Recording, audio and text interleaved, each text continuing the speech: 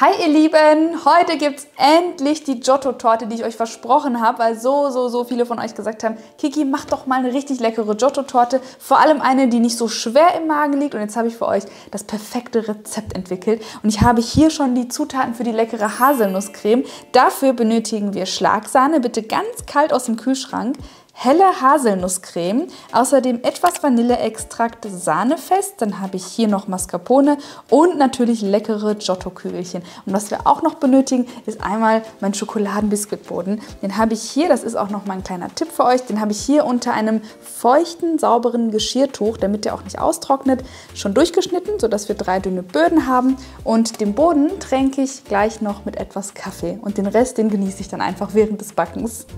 So, jetzt starten wir mit der Creme und die geht auch echt easy, denn ich mag das ja immer ganz gerne, die Creme mit der Küchenmaschine aufzuschlagen, indem ich alles reingebe. Wichtig ist halt nur die Reihenfolge. Ich gebe als erstes Mascarpone rein, dann Sahne, damit es eben nicht so aufplumpt und nicht die ganze Küche eingesaut ist. Das ist der einfache Grund dafür. Dann gebe ich die Haselnusscreme dazu, Vanilleextrakt und dann wird es erstmal geschlagen. Erst niedrig, dann immer ein bisschen höher und nach einer Minute kommt das Sahnefest dazu.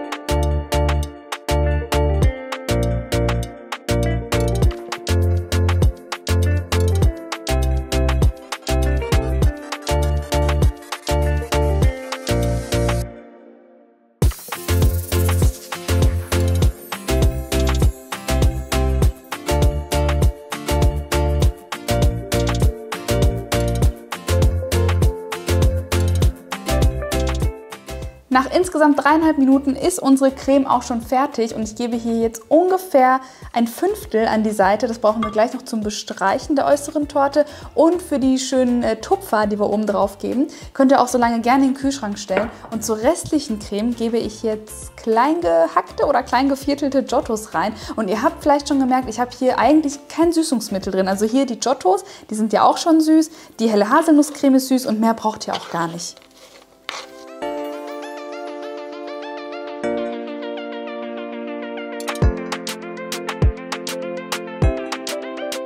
Und ihr kennt es schon von mir, mein Konstrukt.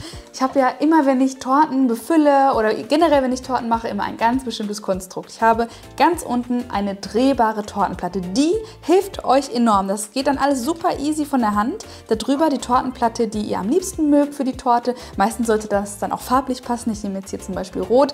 Und danach brauchen wir einen Tortenring. Ich gebe jetzt zuallererst den ersten Boden ganz unten rein, tränke den mit Kaffee. Ihr könnt auch, wenn ihr zum Beispiel Kinder mitessen oder ihr einfach keinen Kaffee mögt, dann könntet ihr auch Kakao nehmen oder, was auch lecker ist, Milch mit Haselnusssirup, stelle ich mir auch sehr lecker vor. Und dann geben wir auch schon die Hälfte der Creme dazu.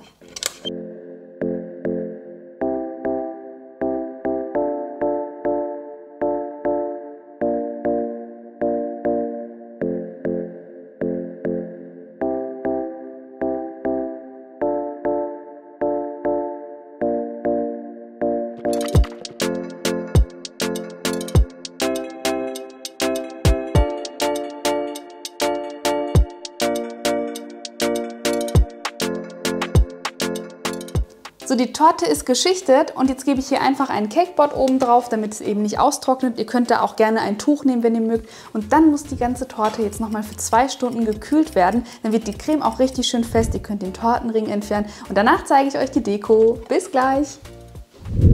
So, die Wartezeit ist rum und jetzt können wir die Torte dekorieren. Das Tolle ist, wir haben ja jetzt hier noch die Creme von eben, also wir müssen uns keine neue Creme aufschlagen. Jetzt werde ich erstmal die Torte rundherum ganz dünn damit einstreichen. Dann nehme ich mir Mandelkrokant für die Seiten und natürlich ein paar Giottos für oben drauf.